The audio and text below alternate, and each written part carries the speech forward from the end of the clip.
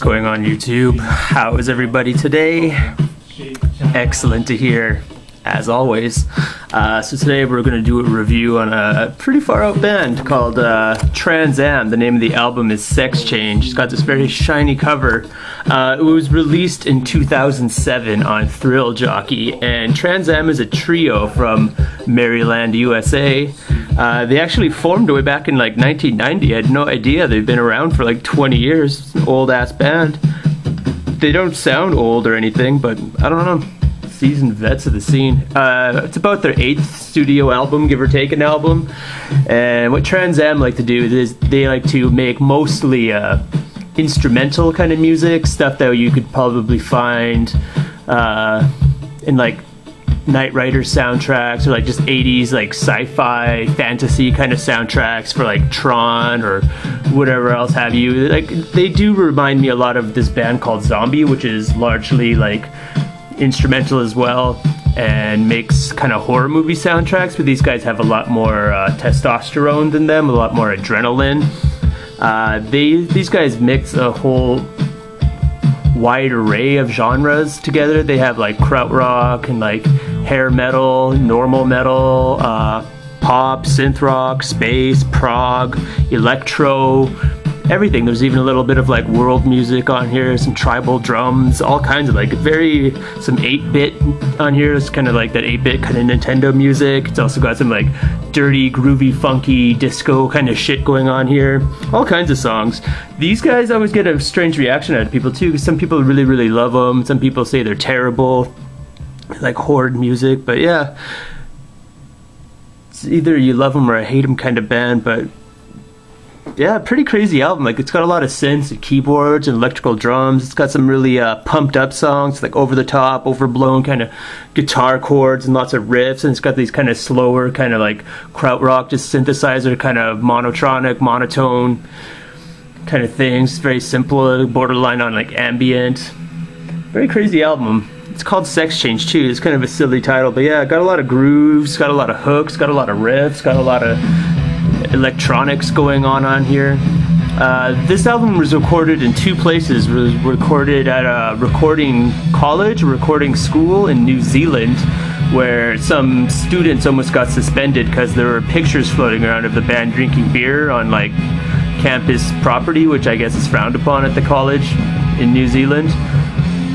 But I don't think anyone, there was no consequences to it. Maybe it was just like a brief reprimand, I don't know.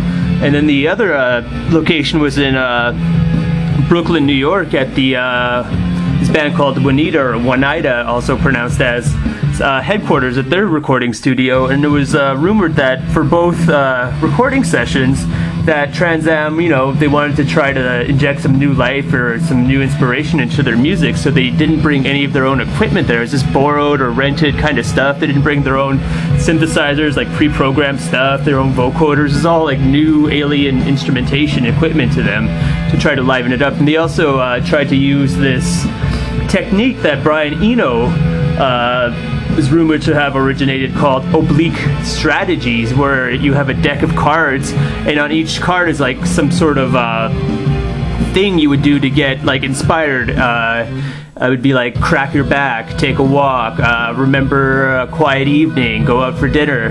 But they put their own spin on this thing and they called it obscene strategies, and their things were like, you know, leave the studio unlocked overnight, take a nap, have a pillow fight in the studio, like all kinds of things. I can't, did I write any of them down? No, I didn't. Anyway, they're on the Thrill Jockey website. You can go look them up there. There's all kinds of ridiculous stuff. But yeah, and it was rumored it only took like a total of 3 weeks to, like, it didn't take just 3 weeks in a row to make, but it just took like 3 weeks total to like conceive and write and like produce and mix and blah blah blah.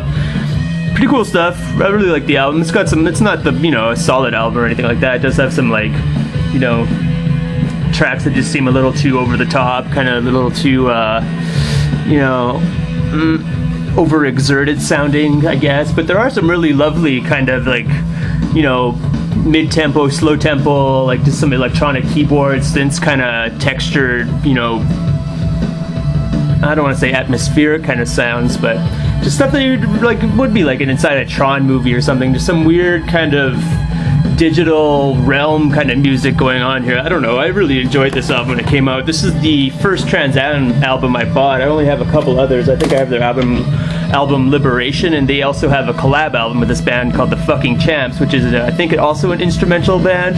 I don't know a lot about them, but I just know they just play a lot of guitars live and just do like riffs and chords and shredding live, and they jam with Trans Am a lot, and they have actually two bands together, just the Trans Champs and The Fucking Am. But I only have The Fucking Am though, Fucking AM's album Gold, and that's actually pretty good. It's pretty silly stuff, but yeah, it's a pretty ridiculous album. Like, it doesn't have any like genuine aggression or anything to it, but it's got a lot of fun. It's got a lot of, you know, dynamics going on. I'll have some like noisy, kind of dirty parts, and then some like shimmering, clean, shiny, pristine kind of areas too.